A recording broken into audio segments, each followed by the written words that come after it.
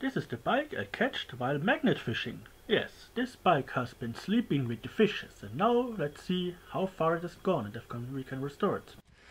Okay, steigers. Okay, front brakes work. Rear brakes seem to be stuck. We got an aluminium seat post. Very aggressive handlebars. Sprinter logo. It's moving somehow. Chain is rusty. Holder for a pump. Solid steel frame.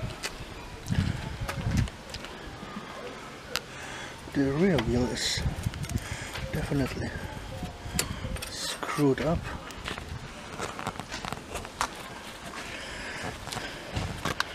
One of them locks when nobody has a key. Zip ties. We held on the scooter brake. Kickstand.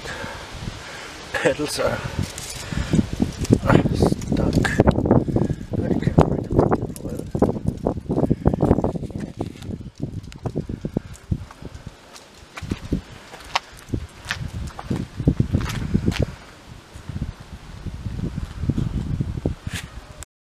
Broken spokes and all of this disaster here.